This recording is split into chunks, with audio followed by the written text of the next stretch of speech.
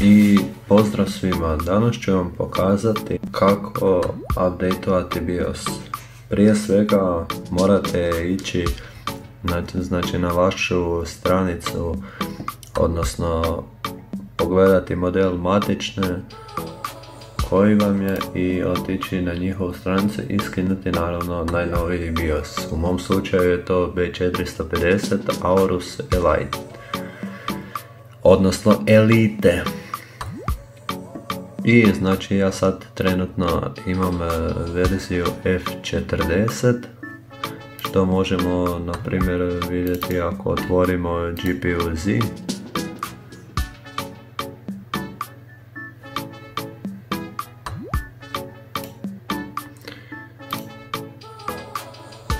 Evo, kao što vidimo, BIOS verzija F41,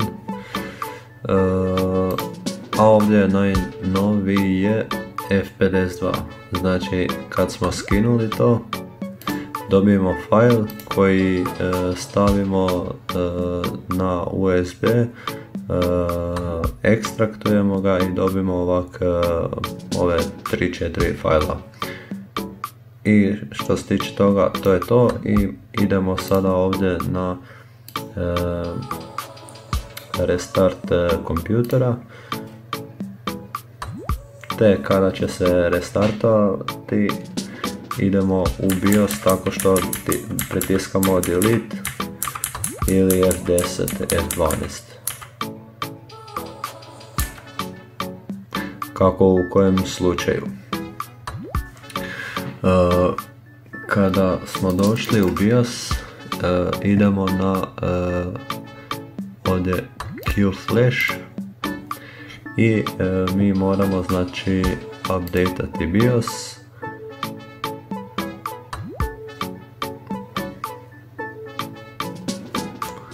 I kao što vidimo, ovdje vidimo BIOS. Pritisnemo Enter. I naravno on ga očitali i sad traži press start, odnosno da započnemo update BIOS-a. I evo ga, započeo se update BIOS-a. On bi se trebao restartati kompjuter nakon nekog vremena i tako da bi bilo dobro da kompjuter ne isključujete iz struje, da mu ne nestaje struje, jer ukoliko se to desi neće biti dovoljno za vaš fizički BIOS koji je na matičnoj ili za cijelu matičnu ploču. Tako da BIOS se sada update-a i ovdje pratimo postotak instalacije i samo se nadam da će sve proći u najboljem redu. Tako da eto, već smo skoro na 70%, za sada nije nestalo struje i to, tako da čekamo 100%, nakon 100% bi se trebao računar ponovo restartati i sve bi trebalo biti u najboljem redu.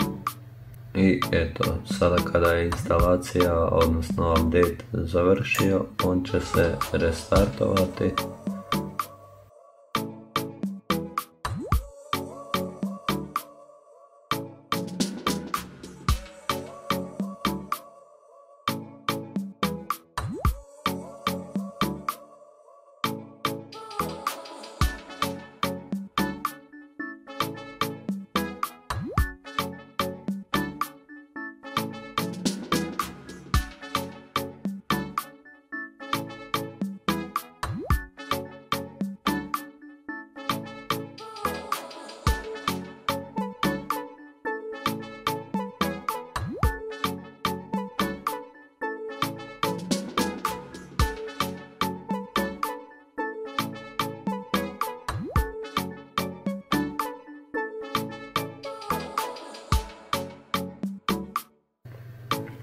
I eto, naše je samo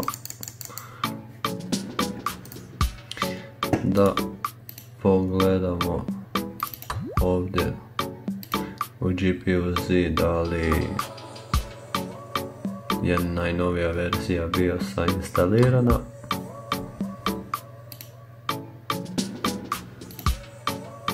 I kao što vidimo, najnoviji BIOS je instaliran.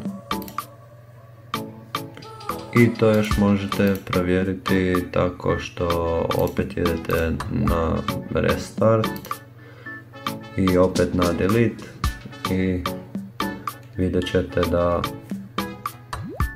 je najnoviji BIOS na matičnoj. I eto ga.